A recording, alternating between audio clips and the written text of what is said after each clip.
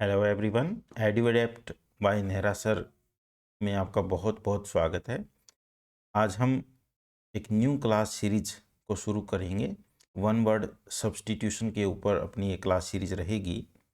इसी के साथ साथ सबसे पहले मैं आपको बता देना चाहता हूँ, एंटोनिम्स पर अपनी एक क्लास सीरीज अभी इन प्रोग्रेस है।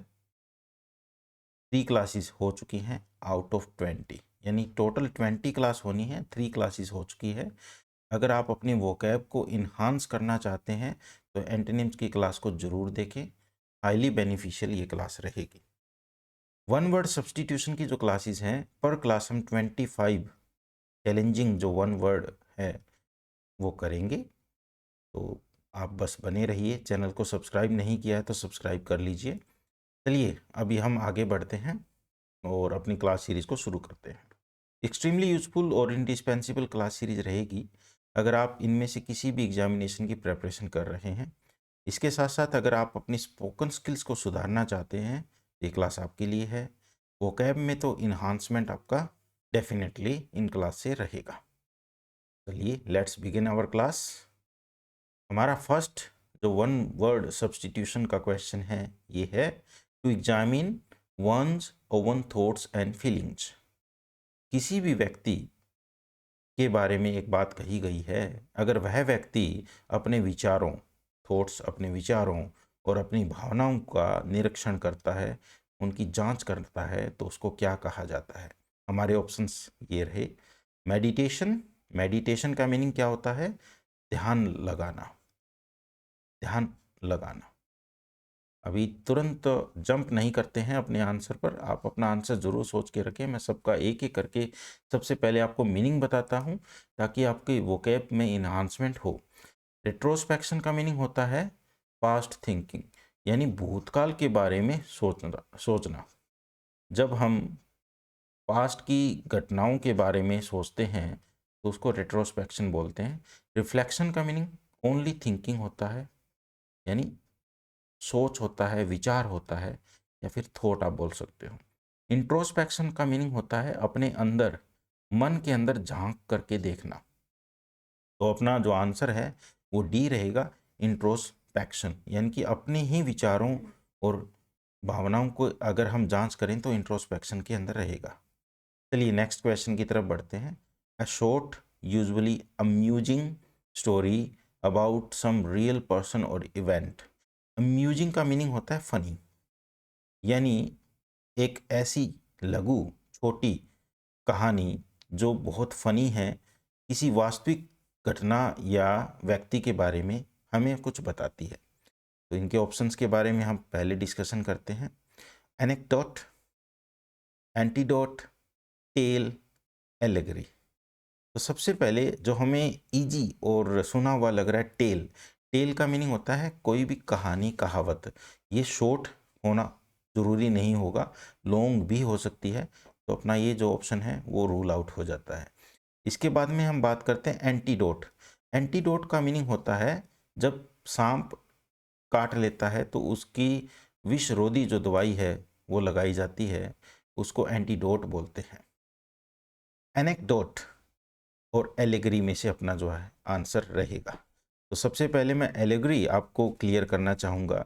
इसके अंदर कोई भी एक स्टोरी हो सकती है, स्टोरी हो सकती है, पोएम हो सकती है, या फिर कोई भी एक पिक्चर हो सकती है। स्टोरी, पोएम और पिक्चर, जरूरी नहीं है कि पोएम ही हो, स्टोरी भी हो, और वो हिडन मीनिंग को सामने रखती है। यानी हमारे सामने रिवील क्या करती है, सामने क्या रखती है, एक हिडन मीनिंग को, छुपे हुए अर्थ को अगर हमारे सामने रखती है तो उसको क्या बोला जाता है, उसको एलेगरी बोला जाता है। तो एलेगरी अपना आंसर नहीं हो सकता, मैंने आपको इसका मीनिंग बता दिया। तो अपना ऑप्शन ए राइट आंसर रहेगा। A short, usually amusing story about some real person or event is called anecdote. चलिए आगे बढ़ते हैं। Mania for barking. बार्किंग का मीनिंग होता है unwilling to accept an idea. सबसे पहले इसका मीनिंग हमें जान लेना जरूरी है। इसका मीनिंग रहेगा unwilling to accept an idea. यानी हम कोई विचार को स्वीकार न कर पाए, उस कंडीशन को बाकिंग बोलते हैं। तो एक तरह का मैनिया है, यानी पागलपन है। विचार, कोई विचार स्वीकार न करने का जो पागलपन है उसको क्या बोला जाता है? चलिए ऑप्शंस को डिस्कस करते हैं। पहला है अपना लोगो मैनिया। लोगो, जैसे कोई ब्रांड होता है, उसका लोगो होता है, उसका मैनिया होना। पायरो, पायरो का मीनिंग होता है आग, ठीक है। पायरो का मीनिंग आग, यानी कि किसी भी चीज़ को अगर हम आग लगाने की प्रवृत्ति रखते हैं, उसका पागलपन रखते हैं, उसको पायरोमैनिया बोलते हैं। तो ये अपना ऑप्शन इसमें तो नहीं हो सकता। आगे हम अगर बात करें तो बिब्लोमैनिया, बिब्लो का मीनिंग है जैसे बाइबल, बाइबल एक पुस्तक है, तो पुस्तक प्रेमी, पुस्तकों के पीछे पागल, उनका कलेक्शन, उनकी रीडिंग के पीछे कोई व्यक्ति पागल होता है, उसको बिब्लोमैनिया बोलते हैं। क्लेप्टोमैनिया का मीनिंग हो गया चीज़ों को, मतलब आप कह सकते हो बाय हैबिट, हैबिचुअल होना, चुराने की एक आदत होना, उसको क्लेप्टोमेनिया बोलते हैं। तो क्लेप्टोमेनिया भी नहीं हो सकता, बिब्लो भी नहीं हो सकता, पायरो भी नहीं हो सकता, तो अपना लोगोमेनिया रहेगा, यानी एक विचार के पीछे व्यक्ति भाग रहा है। आगे, यानी इसका मीनिंग क्या हुआ कि अगर उसको बोलें कि कोई और ब्रांड ले ले, कोई और लोगों की कोई वस्तु ले ले, तो वो एग्री नहीं होगा, अनविलिंग ही रहेगा, उसको एक ही लोगो, एक ही ब्रांड चाहिए। आगे चलते हैं। Life history of a person written by another, किसी भी व्यक्ति का जो जीवन इतिहास है किसी अन्य व्यक्ति के द्वारा लिखा गया है, उसको क्या बोलते हैं? चलिए ऑप्शंस को डिस्कस करते हैं। सबसे पहला है अपना ऑटोबायोग्राफी। ऑटोबायोग्राफी का मीनिंग होता है, बायोग्राफी का मीनिंग होता है जीवनी। ऑटो का मीनिंग अगर कोई व्यक्ति अपनी जीवनी खुद लिखता है तो उसको ऑटोबायोग्राफी बोलते हैं, लेकिन यहाँ पर अनदर पर्सन है, तो ये अपना ऑप्शन एलिमिनेट हो गया, रूल आउट हो गया। उसके बाद बायोग्राफी, इसको बाद में डिस्कस करते हैं। और बिब्लियो ऊपर आया था, ये देखिए पुस्तक से संबंधित हो गया, तो ये भी अपना नहीं रहेगा। मेमोआ, मेमोआ का मीनिंग होता है, इसको मेमोआर नहीं बोलेंगे, मेमोआ बोलेंगे, a written account of place और पर्सन। देखिए ये रिटन रहेगा, अ रिटन अकाउंट, यानी कि लिखा हुआ वर्णन रहेगा किसके बारे में? कोई भी व्यक्ति, प्लेस या फिर पर्सन के बारे में, किसी व्यक्ति या स्थान का लिखा हुआ वर्णन मेमोआ कहलाता है, तो अपना ये भी ऑप्शन नहीं रहेगा, तो अपना रहेगा बायोग्राफी। बायोग्राफी यानी कि किसी व्यक्ति के द्वारा किसी अन्य व्यक्ति के जीवन पर लिखी गई जो कहानी है वो बायोग्राफी में आएगी। उसके बाद आगे बढ़ते हैं और नेक्स्ट वन वर्ड सब्सटीट्यूशन की तरफ चलते हैं। देखिए, custom of having many wives, यानी कि बहुत सारी पत्नियां होना, क्या कहलाता है? ऑप्शंस बड़े इंटरेस्टिंग हैं, उनको डिस्कस करते हैं। पहले सबसे पहले मोनोगैमी।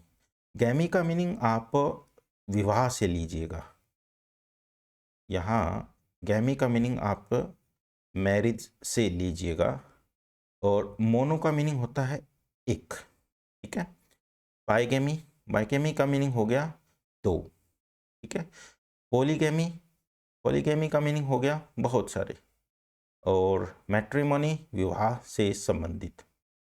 तो देखिए, custom of having many wives, बहुत सारी पत्नियां रखने की जो परंपरा है वो क्या कहलाएगी? मोनो के अंदर तो एक है, बाइगेमी के अंदर दो है, तो एक और दो में तो बहुत सारे नहीं आएंगे, नहीं हो सकता। मैट्रिमोनी मैरिज से रिलेटेड होता है, तो ये भी नहीं आएगा, तो अपना ऑप्शन सी रह गया पॉलीगैमी। पॉली का मीनिंग होता है बहुत सारे, मैनी, गैमी विवाह, ठीक है। तो चलिए नेक्स्ट वन वर्ड सब्सटीट्यूशन की तरफ बढ़ते हैं। A person who does not believe in any religion, कोई भी व्यक्ति जो किसी धर्म में विश्वास नहीं रखता है, ऐसा व्यक्ति जो धर्म में विश्वास, इनफैक्ट किसी भी धर्म में विश्वास नहीं रखता है, उसको क्या बोलते हैं? सबसे पहला ऑप्शन है अपने सामने फिलेटलिस्ट। फिलेटलिस्ट का मीनिंग होता है जो पोस्टल स्टैंप होती है, स्टैंप, स्टैंप कलेक्शन करता है और उनको स्टडी करता है, ठीक है ना। स्टैंप कलेक्शन और उनकी स्टडी करने वाले व्यक्ति को क्या बोला जाता है? फिलेटलिस्ट बोला जाता है। रैशनलिस्ट का मीनिंग हो गया सोच विचार करके चलने वाला व्यक्ति, ऐसा व्यक्ति जो सोच विचार करके चलता है, ठीक है ना, सोच समझ कर चलने वाला व्यक्ति, ठीक है ना। और एथेइस्ट का मीनिंग हो गया जो व्यक्ति किसी भगवान में, धर्म में विश्वास न रखता हो, उसको एथेइस्ट बोला जाता है। अब हमारे सामने एक वर्ड आया पैगन। पैगन का मीनिंग होगा कि हमारा जो धार्मिक विश्वास है, यानी पैगन को आप जरा समझिए कि एक व्यक्ति है जिसकी धर्म के बारे में जो सोच है वो दुनिया में किसी भी अन्य धर्म से संबंधित व्यक्ति से नहीं मिलती है। बिल्कुल अलग थलग सोच रखने वाला जो धार्मिक सोच वाला जो व्यक्ति है वो क्या कहलाएगा? पैगन कहलाएगा। यानी ऐसा व्यक्ति जिसकी धर्म के बारे में अवधारणा पूरे विश्व में किसी भी व्यक्ति से नहीं मिलती है, उसको पैगन बोला जाता है। तो अपना ये ऑप्शन तो नहीं रहेगा, ऑप्शन सी अपना रहेगा एथेइस्ट का। अपना जो ऑप्शन सी है 6 का राइट आंसर रहेगा। चलिए आगे बढ़ते हैं और नेक्स्ट 7th क्वेश्चन को डिस्कस करते हैं।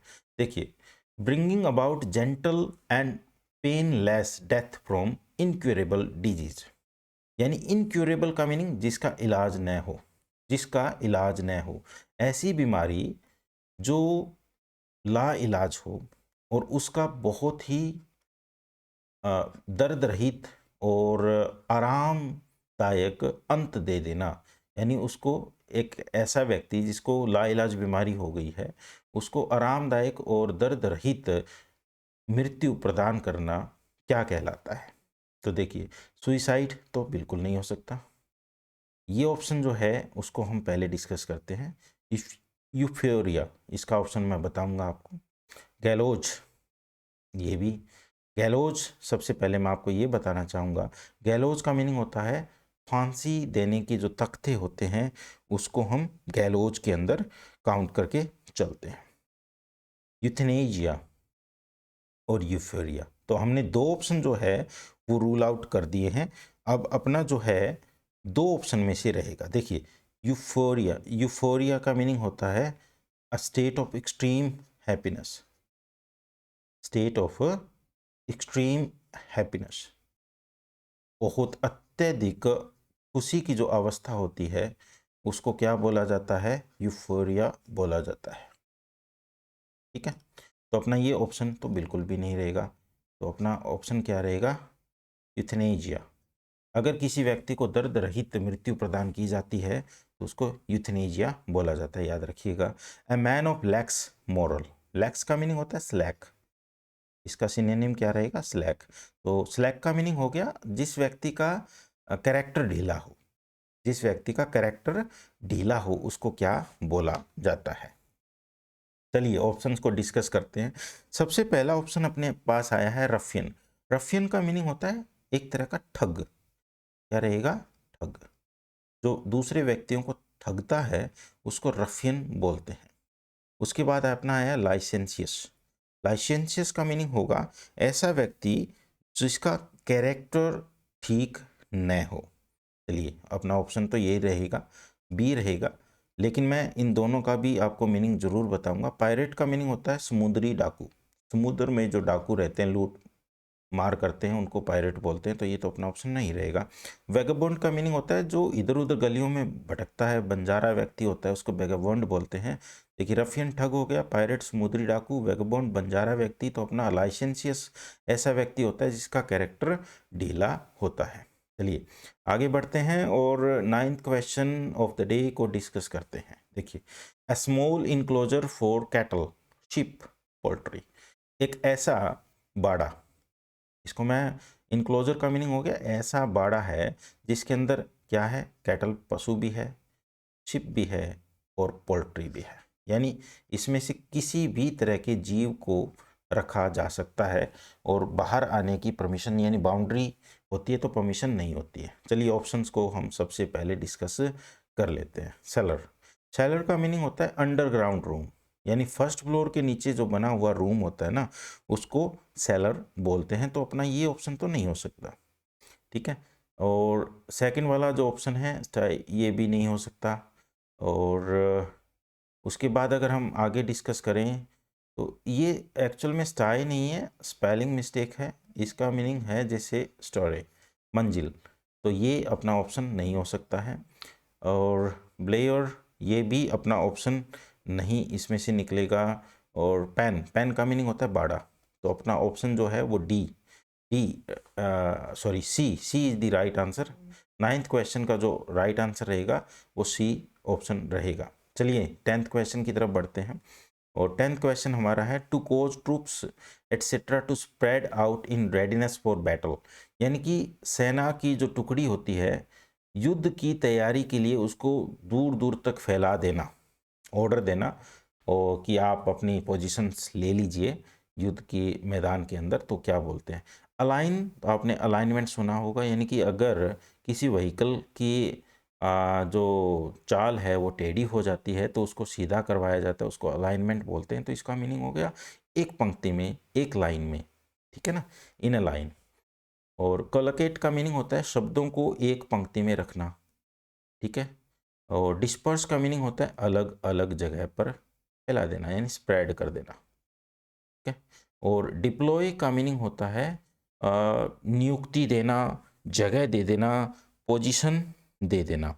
तो अभी जब अगर हम इस ऑप्शन की बात करें तो सेना से या जो भी आर्म्ड फोर्सेस होती हैं उनको डिप्लॉय किया जाता है, डिप्लॉयमेंट होता है। तो अपना जो ऑप्शन सी है वो 10th क्वेश्चन का सी राइट रहेगा। चलिए आगे बढ़ते हैं। One who possibly seizes control of a bus और एन एयरक्राफ्ट, इंटरेस्टिंग क्वेश्चन है। देखिए सीजीज का मीनिंग क्या होता है? जो अपने कब्जे में रख लेना, ठीक है, अपने पास रख लेना। और कोई भी व्यक्ति जो किसी बस या हवाई जहाज का कंट्रोल अपने पास रख ले, यानी उसको अपने नियंत्रण में ले ले। पायरेट, समुद्री डाकू, हमने पहले डिस्कस कर लिया। उसके बाद में स्विंडलर आता है। स्विंडलर का मीनिंग होता है चीटर, ऐसा व्यक्ति जो किसी को धोखा दे, ठीक है ना, जो चीट करता है उसको स्विंडलर बोला जाता है। ठग, एक तरह का व्यक्ति ये जो है वो ठग भी बोल सकते हो आप। और पिल्फरर, पिल्फरर का मीनिंग होता है ऐसा व्यक्ति जो कहीं काम कर रहा है। पिल्फरर का मीनिंग बता रहा हूँ, ऐसा व्यक्ति जो कहीं काम कर रहा है और वहाँ से कोई चीज़ स्टील कर रहा है। और वो स्टील, जैसे मान लीजिए एक पीएन है, वो काम कर रहा है और ऑफिस से वो कभी पेंसिल चुरा लेता है, कभी इरेजर चुरा लेता है, कभी पेन चुरा लेता है। इस तरह की चोरी करने वाले व्यक्ति को क्या बोलेंगे? पिल्फरर बोलेंगे, ठीक है। तो पिल्फरर अपना आंसर नहीं हो सकता, स्विंडलर नहीं हो सकता। तो अपना ऑप्शन सी हाईजैकर इसका सही आंसर रहेगा। चलिए 12th वर्ड की तरफ चलते हैं। और the act of killing one's wife, यानी अगर कोई व्यक्ति अपनी ही वाइफ को कत्ल कर दे तो उसको क्या बोलते हैं? जेनोसाइड को बोलते हैं नरसंहार, ठीक है ना। यानी बहुत बड़ी संख्या में लोगों को कत्ल कर देना जेनोसाइड होता है, तो ये तो अपना नहीं रहेगा। और कैनिसाइड, कैनिसाइड मतलब कुत्तों का कत्ल, the act of killing dogs. Avicide, पक्षियों को मारने का जो काम है वो होता है एविसाइड के अंदर, तो एविसाइड कैनिसाइड नहीं रहेगा। और तो अपना जो ऑप्शन बी है चोरीसाइड, ये अपना राइट आंसर रहेगा, चोरीसाइड। तो चलिए आगे बढ़ते हैं।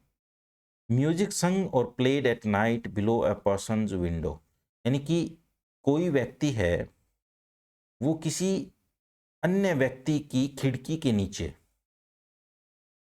उसके पास में कोई म्यूजिक बजा रहा है, कोई गाना गा रहा है, कोई इंस्ट्रूमेंट बजा रहा है, या तो गाना गा रहा है या इंस्ट्रूमेंट बजा रहा है, या फिर दोनों ही काम कर रहा है, तो उसको क्या बोलते हैं?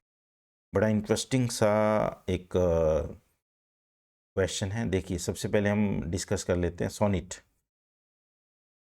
सोनिट का मीनिंग होता है 14 लाइन की एक पोएम होती है। 14 लाइन की क्या होती है? एक पोएम होती है, शॉर्ट पोएम होती है, उसको सोनिट बोलते हैं।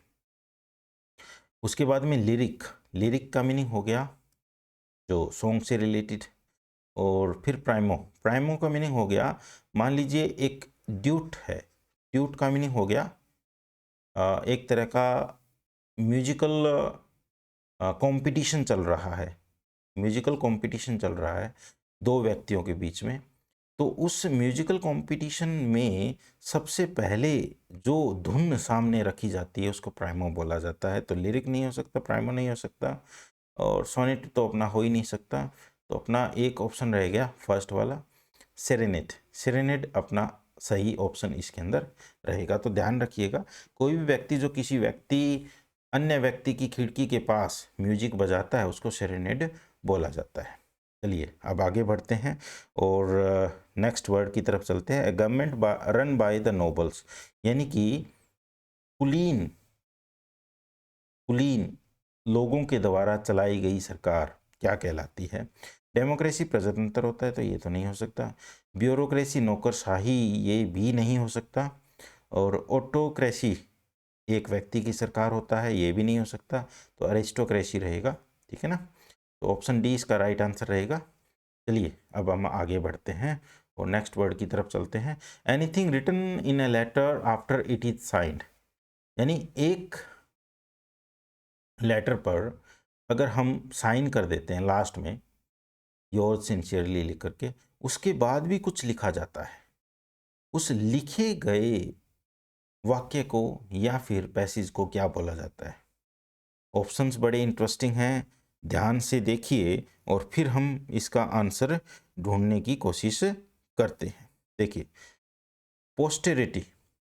पोस्टेरिटी का मीनिंग होगा जो भविष्य से संबंधित है, यानी कि ऐसे सारे व्यक्ति जो भविष्य में रहेंगे।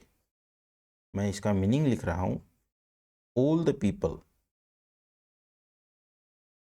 who will live in future, who will live in future, तो इसको क्या बोला जाता है? पोस्टेरिटी बोला जाता है। तो ध्यान रखिएगा, अपना ये आंसर तो नहीं हो सकता। उसके बाद में post diction, sorry, post diction जो है, यानी अगर आपने कोई बात बोली है उसके लास्ट में कोई पॉइंट रख रहे हैं तो उसको पोस्ट डिक्शन की कैटेगरी में रखेंगे। जैसे आप पोस्ट डिक्शन को एक वर्ड और भी दे सकते हैं, जैसे प्रिडिक्शन अबाउट पास्ट, ठीक है ना, प्रिडिक्शन अबाउट पास्ट, भूतकाल के बारे में कोई आंकलन करना अपना पोस्ट डिक्शन कहलाता है। कोरिजेंडम तो सुधार हो गया, यानी कि अगर हमने कोई चीज़ राइट की है उसके अंदर सुधार करना कोरिजेंडम होता है। तो option C postscript right रहेगा। ऑप्शन थोड़े से नए भी हो सकते हैं, आपके लिए ध्यान रखिएगा। पोस्टेरिटी वो सभी जो लोग भविष्य में रहेंगे, और पोस्ट डिक्शन अगर हम बात करें तो अगर कोई विचार हमारे सामने आया है और उसके बाद हम कोई बात अपनी रख रहे हैं तो उसको पोस्ट डिक्शन बोलते हैं, यानी प्रिडिक्शन अबाउट पास्ट रहेगा। यानी उसके बाद हम क्या अपनी टिप्पणी रखेंगे वो पोस्ट डिक्शन में आएगा। ओरिजेंडम सुधार होता है, तो अपना ऑप्शन सी राइट रहेगा। Strong and settled dislike between two person, दो व्यक्तियों के बीच में बहुत सख्त और एक तरह से कठोर घृणा है, डिसलाइक है, उसको क्या बोला जाता है? देखिए ऑप्शंस को डिस्कस करते हैं one by one.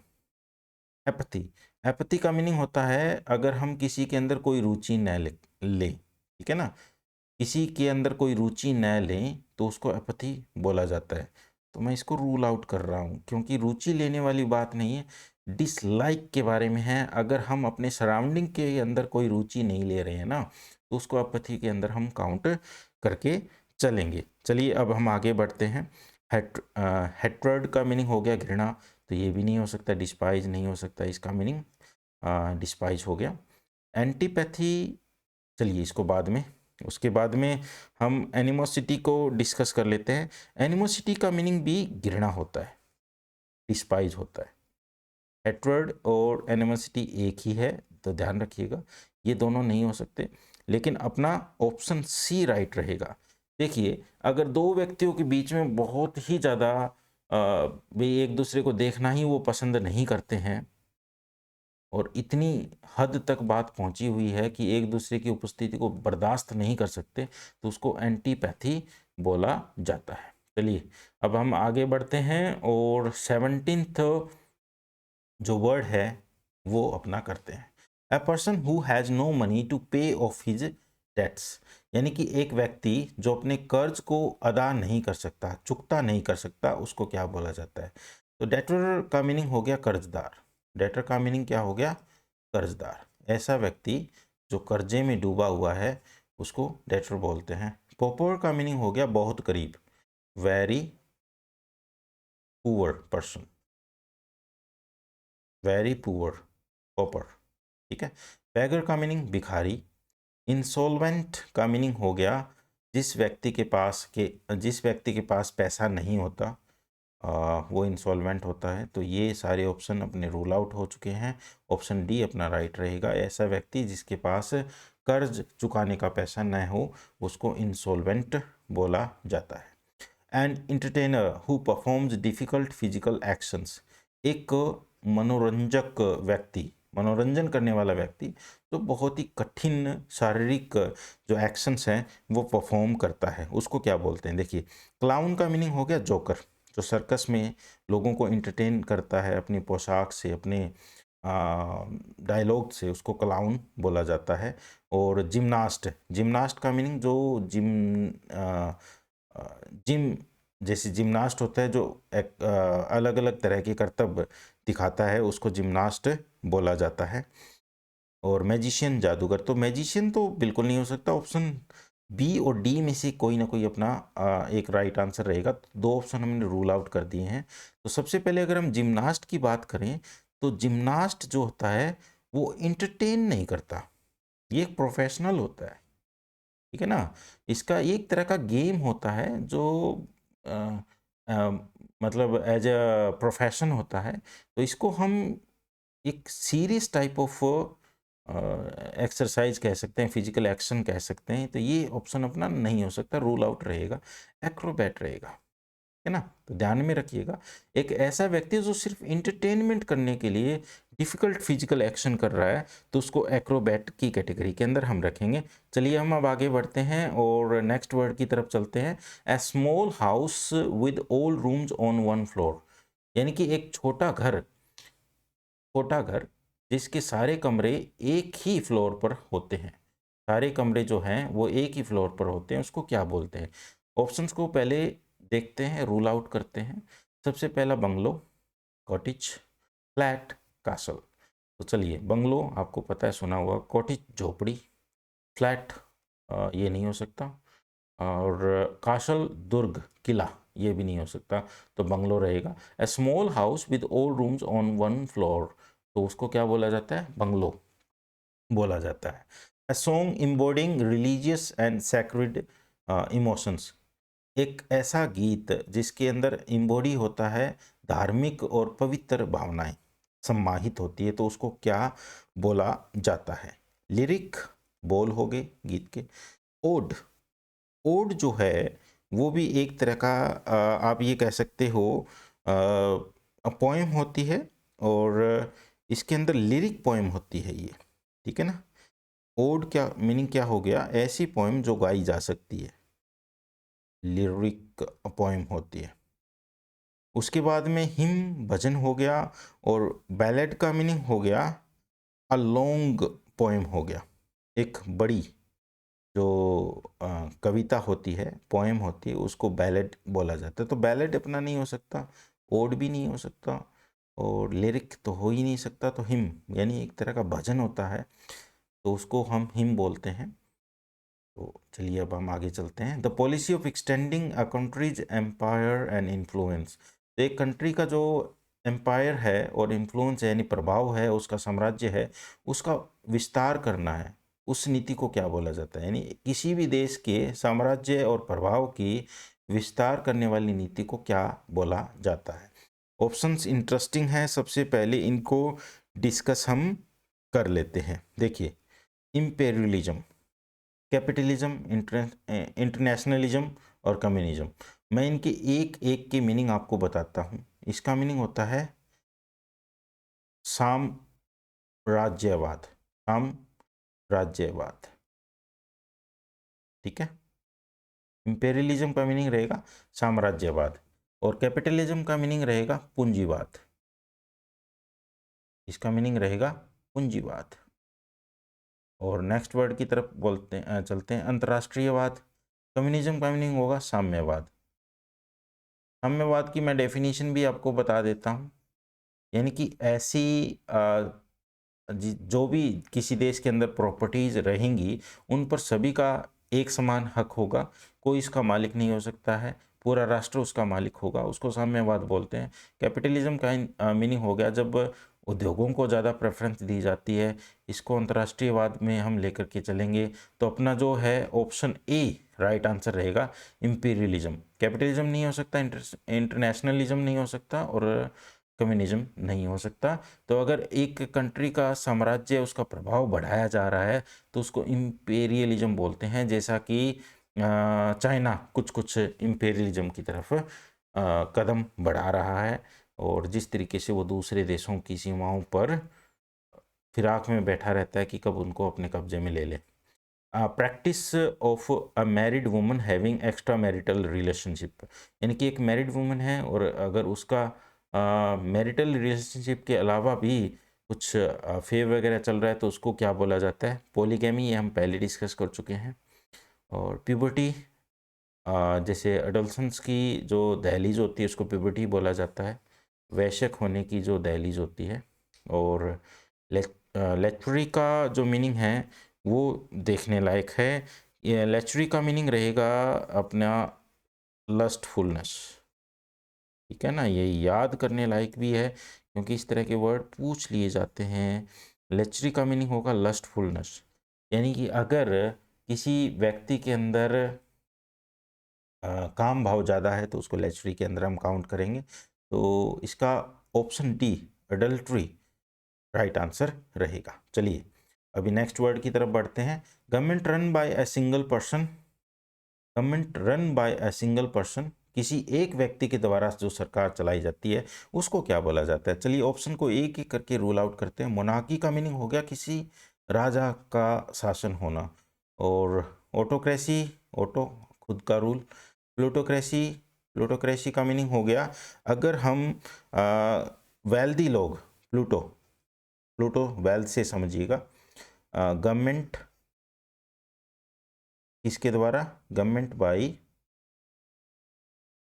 Wealthy people या रिच पीपल, ठीक है ना। तो उसको प्लूटोक्रेसी बोला जाता है। तो plutocracy, aristocracy, government by noble ये हम पहले कर चुके हैं। मोनार्की अपना रहेगा नहीं, तो सिंगल पर्सन के द्वारा ऑटोक्रेसी रहेगा। अगर एक ही व्यक्ति सरकार चला रहा है तो उसको ऑटोक्रेसी बोला जाएगा।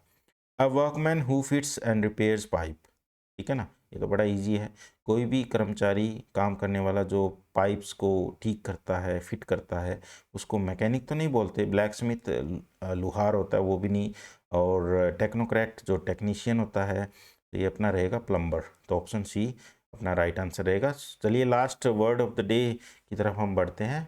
The part of a church in which bells hung, एक चर्च का वो हिस्सा जिसके अंदर चर्च की बैल लटकाई जाती है या लटकी हुई होती है। ऑप्शंस को एक एक करके डिस्कस करते हैं जैसा कि हम करते आ रहे हैं। सबसे पहले मिनरेट के बारे में बात करें। मिनरेट का मीनिंग होता है मस्जिद के बाहर की जो दीवार होती है जिसके अंदर लोग नमाज अदा करते हैं उसको मिनरेट बोलते हैं। यानी मस्जिद के बाहर की जो छोटी दीवार होती है उसको मिनरेट बोला जाता है। तो ये ऑप्शन अपना नहीं रहेगा। आगे बढ़ते हैं और हमारा जो वर्ड है वो चैपल, आगे फिर बेल्फ्री और स्पायर। इंटरेस्टिंग ऑप्शंस हैं, ध्यान से देखिए और आगे फिर हम इनको एक एक करके डिस्कस भी करेंगे। देखिए चैपल एक ऐसा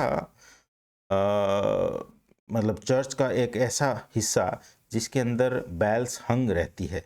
ऑप्शन जो हैं इसी में से अपने निकलेंगे। देखिए स्पायर का मीनिंग सबसे पहले हमें देख लेना होता है।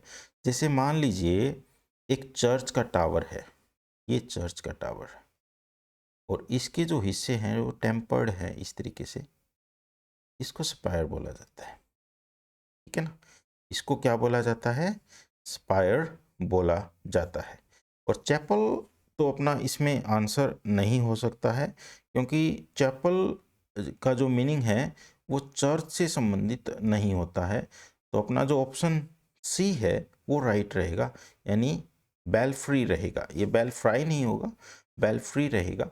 तो ऑप्शन सी जो है वो अपना राइट आंसर रहेगा।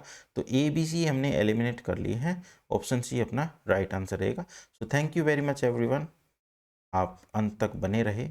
और इस तरह की जो क्लास की सीरीज़ है एंटोनिम्स की और सिनोनिम्स की, वो अल्टरनेटिव डेज पर आती रहेंगी। आप चैनल को सब्सक्राइब करें, शेयर करें और वीडियो को लाइक करें, और कोई डाउट है तो कमेंट ज़रूर करें। Thank you very much, have a nice day.